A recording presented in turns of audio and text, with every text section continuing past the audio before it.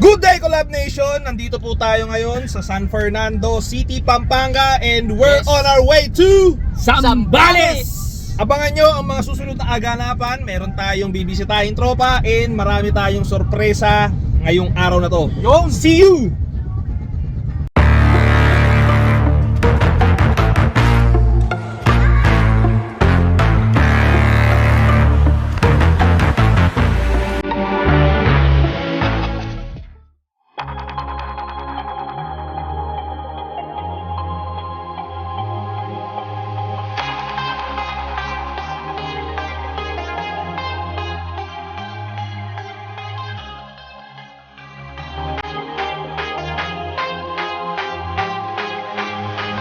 What's up, Collab Nation? Nandito na po tayo ngayon sa Olongapo. Nandito tayo ngayon sa Ann Raquel's Resort, kung saan hihintayin natin ang ating imimit for today's video. Abangan ang mga susunod na kabanata.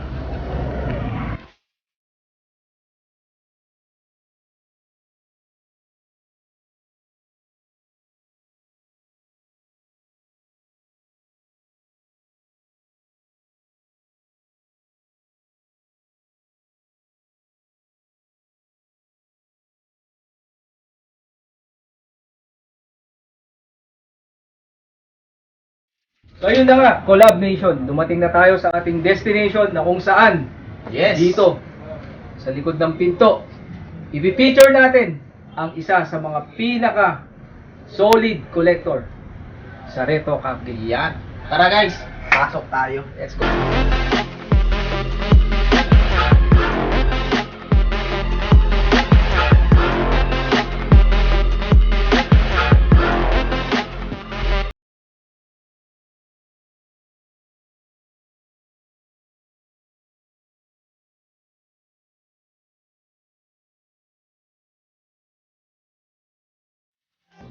Hi, ako si Victor Salazar from Olongapo City. Nag-work ako as a virtual assistant for a law firm. So, I work from home. And then at the same time, a cat collector.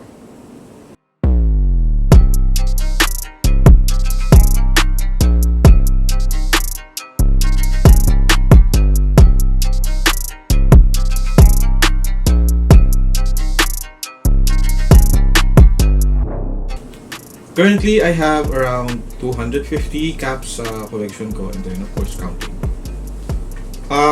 Well, I started, nag-collect ako MLB teams. So, nung nakompleto ko siya, 30 teams, parang gusto ko pa. So, ngayon nagpo-focus ako for MLB team Chicago White Sox. Purchase your tracks today.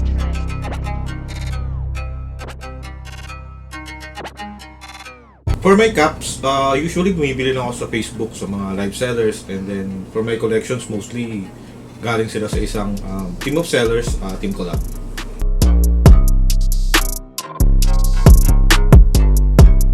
And for me, siguro masasabi ko, pinaka mahalaga sa akin sa collection ko, or pinaka medyo challenging nung nagko-collect ako, is this one, Sugar Skull na White Sox. Masasabi ko siyang challenging kasi hindi ko siya nakikita. Tambay ako sa mga Facebook live, hindi ko naman siya lagi nakikita. Nagtanong din ako sa mga kakilala kong sellers. Medyo nahihirapan din silang or hindi pa sila nakakita. So I would say na para sa akin ito, and since hindi ko siya nakikita, I believe na mataas ang value niya. And then for this one also, before may nakikita ako pero ngayon medyo halos lahat naman ng mga scripted turns hindi na ganun ka visible, or kung meron man, medyo tumataas yung presyo niya. So, I would pick these two.